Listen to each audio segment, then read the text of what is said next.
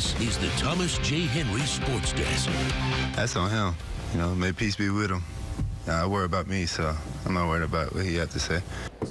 The Houston Texans are 0-2, but instead of talking about football, they were forced to react to a Texas school superintendent today who blasted the team on Facebook on Sunday and said, quote, "You can't count on a black quarterback."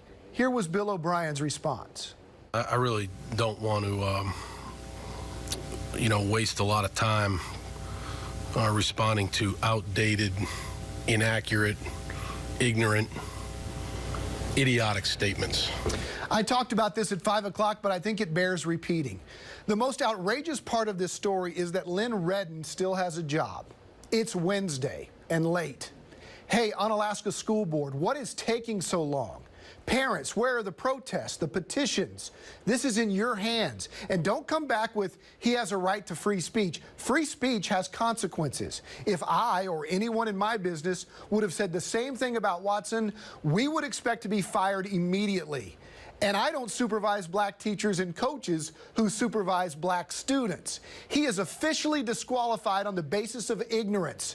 This is the education field, mind you. And when he tried to explain himself, Redden dug himself a deeper hole, saying he was referring to, quote, the statistical success of black NFL quarterbacks. Hey, classifying the success of quarterbacks by race is like classifying them by astrology. You can't trust an Aquarius quarterback, not compared to those Virgos. Have you seen the stats? Come on, man. Deshaun Watson isn't a black quarterback. This isn't 30 years ago. But stereotypes stay alive because of ignorant comments like Redden's. Deshaun Watson is a quarterback, period. And he's a man, and a fine one. He's also a young quarterback with all of 8 NFL starts, and he made a mistake. Now, by football standards, a pretty big one. But it's not as bad as the silence coming from Unalaska, Texas. Not as big a mistake as the one that Lynn Redden made when he hit the post button. But the biggest mistake yet will be by that school board if this guy still has a job tomorrow. Again, what's taking so long? That's my point. Let's hear yours. Hit me back on Twitter or Facebook. Hey, the Spurs showed off their new uniforms today. Patty Mills and Bryn Forbes showing off the new Frost Bank logo on the jerseys. They also signed autographs and put on a clinic for kids.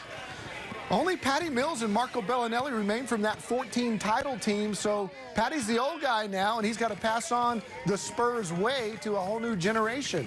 I've been able to learn so much from, the big dogs and the leaders that have, taken this organization to another level. Puts me in a position of comfortability to be able to form the bridge or build a bridge between, the younger generations and the young guys that are coming through now. And, I'm here for the challenge, just like we all are, as tides have changed, and looking forward to the new season.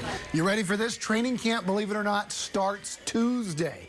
Up next, over 250,000 voters. Can't be wrong. We announce our TNL Play of the Week winner next. Hey, we had over 261,000 votes for our Play of the Week, and Jacqueline Ortiz would be proud. The Southside Cardinals are this week's winners after a really close vote. The Cardinals' double pass edged out O'Connor's Grant Rustin's pick 6. They got 50% of the vote.